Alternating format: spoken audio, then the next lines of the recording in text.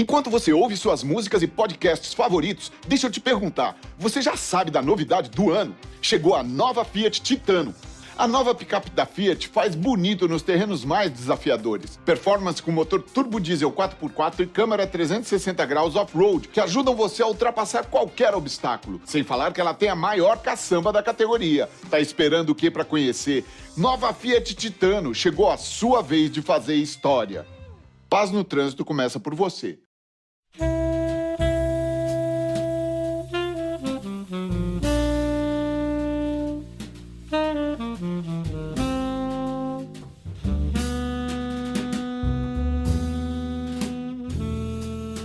Welcome to the Politics Guys. I'm Michael Baranowski, a political scientist at Northern Kentucky University. Today's Politics Guys interview is brought to you ad-free, and I know a lot of you are saying, well, that's great. We wish you could do away with ads altogether. Well, you know, ads are what pay the bills, keep the show going, and so the fewer ads we have, the more we need to, well, ask you to help us support the show and keep it going. And so if you're able to do that, that would be greatly appreciated by us. And to become a Politics Guys supporter financially, you can just go to politicsguys.com and click on the Patreon link. Thanks very much. And now, on to the interview. My guest today is Carter Doherty, Communications Director for Americans for Financial Reform. Prior to that, he was a financial reporter at Bloomberg News, European economic correspondent for the International Herald Tribune and New York Times, and the international trade and business reporter at the Washington Times. Carter Doherty, welcome to the show. Thank you for having me. You know, to start with, can you tell listeners a little bit about Americans for Financial Reform, how long the group's been around, what it does, that sort of thing? Sure. Americans for Financial Reform has been around since about 2009 when Congress began debating seriously how to reform the financial system after the 2008 financial crisis and the terrible recession that followed. It began really as a shoestring operation. We now have about a dozen staff, and the important thing to know about AFR is it's a coalition. It's consumer advocates, it's faith groups, it's labor unions, it's academics, it's anybody who wants to make a contribution toward making the financial system more fair, more just, and more stable. Okay. You know, speaking of fair, just, and stable, at least something to me that seems a bit unfair, I would say, is the big news this very week is that Congress actually rolled back what I thought was a very important rule that the Consumer Financial Protection Bureau attempted to put into place. I believe it wouldn't have gone into effect until next year, but about forced arbitration. I was wondering if you had any thoughts on that rule and whether or not rolling it back was a good move. We thought this was an awful step for consumers, an absolutely awful step, and it's one that, frankly, Congress has done at the behest of nothing more than Wall Street money. You know, it's important to remember that most small banks and credit unions don't really use arbitration in their contracts. And in fact, there's a number of larger banks that do. But there are some big banks, notably Wells Fargo, of fake accounts scandal fame, that lean very, very heavily on the use of forced arbitration. And when all's said and done, their money won the day. We thought this is something. Forced arbitration was the subject of a long study by the Consumer Financial Protection Bureau, the most extensive study of forced arbitration ever, and they concluded that this was harmful to consumers. And they also, it's important to remember, we're not even proposing to actually ban arbitration, but merely to curb its use by saying that consumers had the option. They could use arbitration, but they could also use class action lawsuits if they felt that was appropriate. But simply giving consumers that choice was apparently too much for Wall Street, and they persuaded Congress to go along. Right. Now, there was, on this issue, I believe, there was some pushback from the Treasury, and was it the Comptroller or the Currency Office, I think, arguing that this would impose higher costs on on financial institutions who would pass this along in terms of higher interest rates and so forth. I'm assuming you don't really buy that analysis. This was straight up nonsense propagated by two agencies that are now run by former bank executives. And I can explain this in very, very stark terms, which is that there are two large banks, Capital One and Bank of America, that for reasons of their own don't actually use forced arbitration, whereas Wells Fargo does. So if any of these scary stories that you heard out of the Treasury Department or the Office of the Comptroller of the Currency were true, then you would expect Bank of America and Capital One, major credit card issuers who don't use forced arbitration, to be in real trouble vis-a-vis their competitors. But in fact, they are not. This was simply something that was they had their own sort of studies and letters that were cooked up quickly in back rooms in an attempt to undermine the rule. But again, the Comptroller of the Currency is now a guy named Keith Noreika, who was a longtime bank executive at the same bank that the Secretary of Treasury, Steve Mnuchin, ran. So it's not entirely surprising that they are doing the bidding of their former employers. Right. Yeah, I know this is kind of a wonky issue, but it's really important to me, and I think it can be important to millions of Americans. And it seems to me that there's one argument that I hear from conservatives a lot as well. Given that there are alternatives, you can go to Bank of America or other places that don't use arbitration, then consumers have a choice, and therefore, if it's important to them, they will choose these other financial institutions. Now, to me, I don't know, that seems kind of like a bogus argument because, as far as I know, when anyone is thinking about choosing a financial institution, that's not something that comes to mind. And so, I mean, what do you think about this argument that, well, there are options for consumers? Well, you have to remember that a financial services contract for a consumer who is not a big entity that's able to negotiate with a big bank is a take it or leave it proposition. So imagine for the moment where you are looking for a credit card and the right one for you on price might be with Wells Fargo for whatever reason. But Wells Fargo uses forced arbitration and Capital One doesn't. And the card you would get with Capital One would be more expensive. Now, the libertarian, free marketeering, and apparently Trump administration argument to this is consumers just choose, caveat emptor, let the buyer beware. Well, you can't, because you can't negotiate with a big entity as a consumer.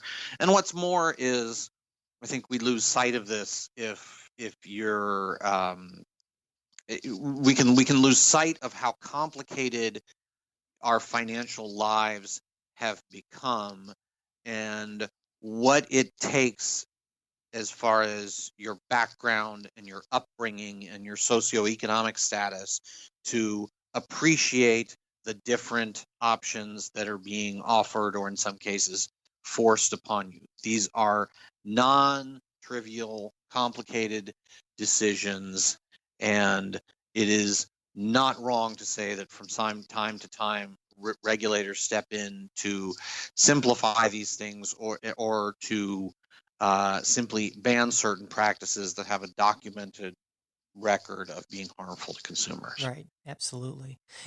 Before this, I think the biggest financial story, well, at least the last few months, was that massive data security breach at Equifax. And I'm wondering, to what extent would you say that this is due to inadequate regulation, and what sort of legislative or regulatory action do you think might be helpful in cases like this? So there's some narrow issues on questions of, for example, cybersecurity, and then there's the broader questions of credit bureaus themselves. So let me sort of take those in sequences. One is there's lots of things that can be done regarding cybersecurity that are being considered by regulators or have been considered by Congress. This isn't a terribly productive Congress, so I'm not holding my breath in that department. But that's a complicated issue that is not specific to um, credit bureaus. There was something said by I believe it was a former intelligence official that there are two kinds of big companies in the United States, which is those that have been hacked and those that don't realize that hackers have attempted to get to them. So that's a serious problem that straddles a lot of industries. On the question of credit bureaus themselves, regulation is still kind of broken up. There's the Federal Trade Commission that has certain responsibilities. The Consumer Financial Protection Bureau has certain responsibilities. None of those address the broader question of, exactly what kind of system for credit reporting do we want to have? I think most Americans, certainly until the Equifax breach, may not have appreciated that when a credit bureau talks about you, you're not the customer, you're the product, because it's your information that they are taking and selling to banks who want to loan you money. So there's a fundamental sort of justice question of why is it exactly that they get to profit off of your information and sell it to people who then profit off of your business. To many people, there's something fundamentally wrong about that. And there are other models in the world. There are public registries of credit information that let creditors make these decisions sensibly, but have considerably more democratic control around them. So hopefully we are at the front end of a debate about whether credit reporting needs to change fundamentally and not simply a narrow question of cybersecurity.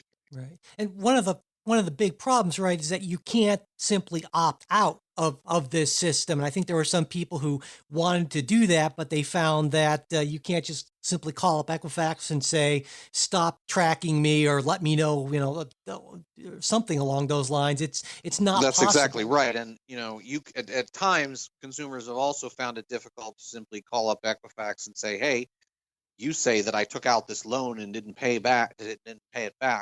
I never took out that loan. Or I did take out this loan, but I also paid it back.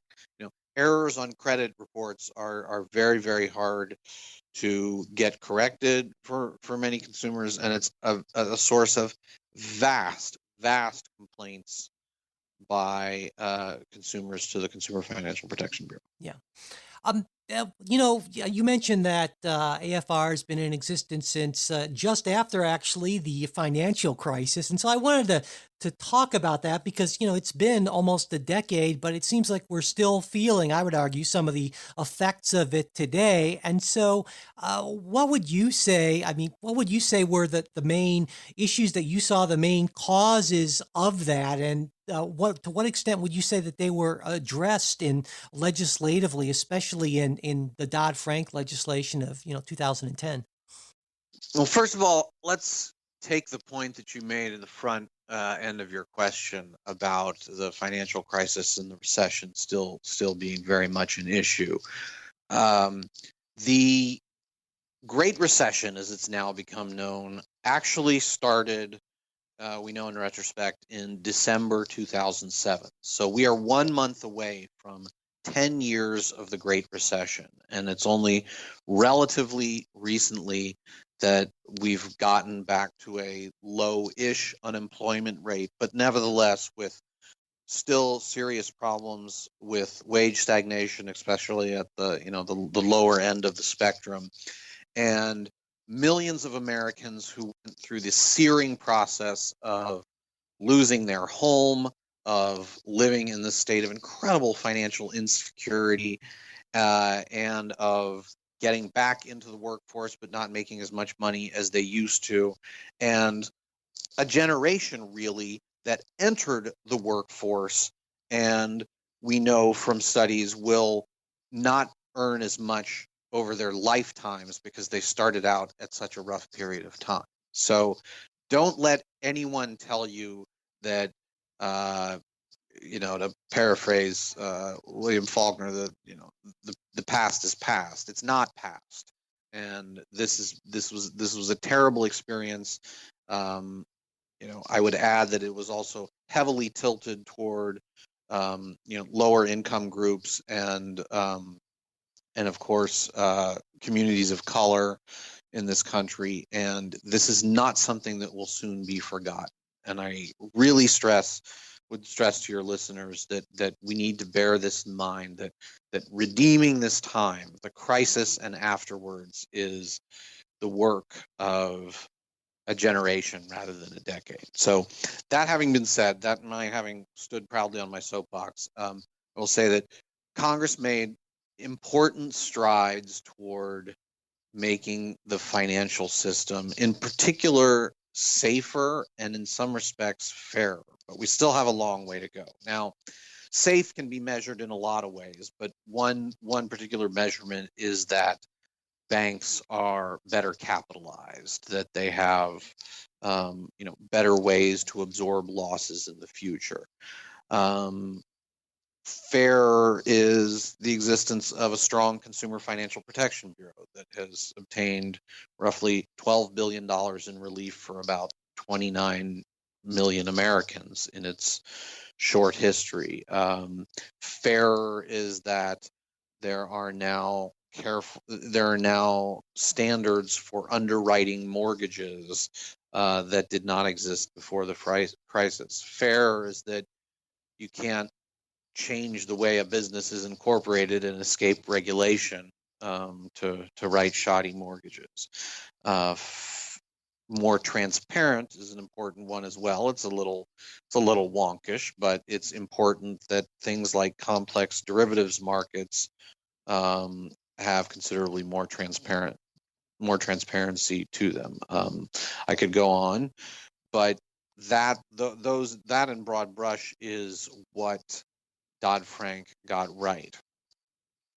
What Dodd-Frank could not institutionalize by the very nature of legislation is regulators who care about effective enforcement of the law and effective supervision of the financial system. And this is where the discussion turns political, because we now have an administration that is appointing people to regulatory positions with a considerable disdain for the careful oversight that we saw over the last 8 years. So that frankly going forward is going to be the biggest challenges.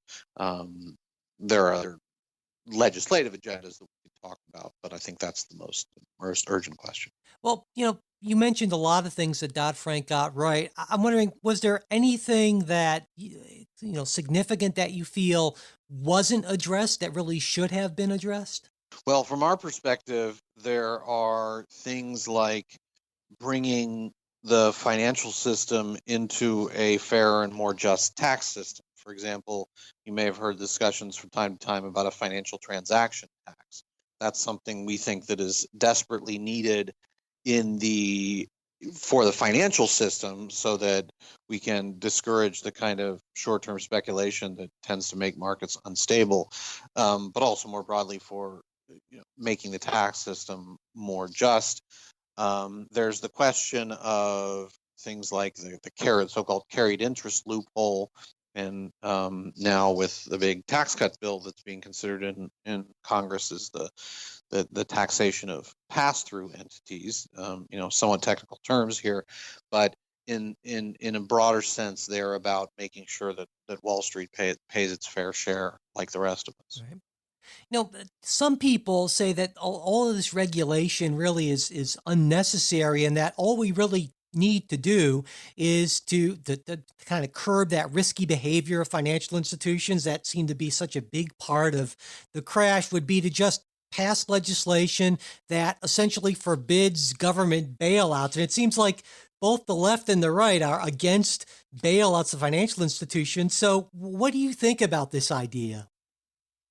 Well, it's important to remember that bailouts have never been legal in any meaningful sense That's why Congress had to pass the so-called Troubled Asset Relief Program, the TARP, the bank bailout, in 2008. We all remember those harrowing days when Congress was told, "Hey, if you don't do this, the financial system is going to disintegrate."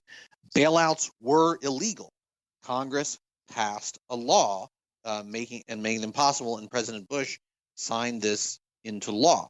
You can't simply say we're going to forbid these things. What you have to do is address the underlying problems that lead to a systemic crisis in the financial system that leave you with this terrible choice of either letting the financial system crash and dragging down the rest of us with it, or bailing out the banks. So it's not so much, I mean, this is factually wrong. Bailouts are not legal, but if you don't try to solve the underlying problem, then you're doing nothing to solve the overall problem. Right. Well, what about, there's some conservatives who say the problem with regulation, or the problem with imposing fairly strict limits, say on leverage in U.S. financial institutions, is that that's going to put them at a competitive disadvantage to other financial institutions internationally, and will end up actually hurting the consumer in the long run. What do you think about those arguments? We can answer this question in a lot of different ways, but one of my favorite ways to answer it is to look at the case of tiny Switzerland and ask yourself, whose interests is it actually in to have big, large banks? Switzerland has two very large banks, UBS and Credit Suisse. And Switzerland was out in front in imposing very tough capital requirements on their two largest banks, far ahead of any other countries, and early on. And the reason for that was that, Switzerland is practically synonymous with banks, right? But what they did was they looked at their financial system and said, our interest is in a financial system as a whole that is healthy and vibrant and credible, and not simply in having two very, very large banks that can drag the rest of us down. So their conclusion was that our interest, in air quotes there, was in bringing these large banks to heel and making sure that they were extremely stable, and not some chimera of, we need these big banks to compete with other big banks based in other countries around the world. And I think that is a salutary lesson for all of us on a smaller scale, of appreciating that having big banks is not some sort of, certainly not some sort of public policy goal that we should all strive to. We should have banks that are stable, that treat people fairly, that perform the function of credit intermediation. Simply ensuring that they're big and can compete with other big banks is not something that we should be striving for. Okay. Now, it seems to me, this is at least my personal impression, is that whenever there's some sort of massive wrongdoing in the financial sector, that the companies responsible get off with, some sort of a fine that seems big to maybe regular people, but it's really kind of a pittance compared to what their annual revenues are. And almost nobody ever ends up in jail, at least, nobody at the top levels. And I'm wondering if you think, first off, that's a fair assessment. And if it is, why this seems to be so often the case. I think it's a fair assessment entirely.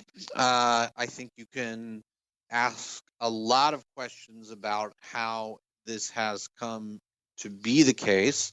Sometimes it's the structure of the laws. A very good journalist by the name of Jesse Eisinger recently published a book entitled The Chicken Shit Club, in which the reference is from a phrase that describes prosecutors who are willing to go after small fry but not willing to take on the really heavy lifts. And there's a lot of things going on there. There's the political influence of Wall Street. We know, for example, that Tim Geithner, the Treasury Secretary, told the Attorney General just after the financial crisis that starting to prosecute executives would be a danger to the financial system, which I don't believe, but that apparently held some water and helped deter prosecutions. The other is the emergence of what one might call big law as opposed to big banks, and the lawyer industrial complex that sort of circulates in and out of the Justice Department and into corporate law firms, and where there seem to be certain sort of prejudices against taking to task people, companies that you may have had a professional acquaintance with, or your firm did. There's a lot of ways to answer that question, but I think for me, I would highlight a basic issue of being unwilling to touch the powerful, being unwilling to apply justice to the powerful in a way that we might apply it to the less powerful or powerless. I mean, every day of the week and twice on Sunday, there's some prosecutor in the country who is prosecuting someone to, quote, make an example of them to other potential wrongdoers. And if we're going to take that approach with ordinary Americans, then really you barely need a rationale for going tough on some Wall Street executives. It's to make an example of them so that other Wall Street executives don't follow theirs. Yeah, you mentioned these kind of powerful Wall Street folks, and it seems to me, I don't know, some people would argue this is kind of a bipartisan concern. 'Cause I remember back when Barack Obama was running for president, he talked a lot about greed on Wall Street and so forth, and cleaning things up. But when he got into office, it seemed to me that many of the people he appointed to a lot of his top positions in finance and economics were kind of that same crew that a lot of people would say were largely responsible for what happened. And then, of course, Donald Trump drained the swamp and so forth, but he turned to, that same Goldman Sachs kind of crew to run things. And so I think it makes reasonable people wonder, does Wall Street essentially control financial policy in the United States, no matter which party's in power? What do you think?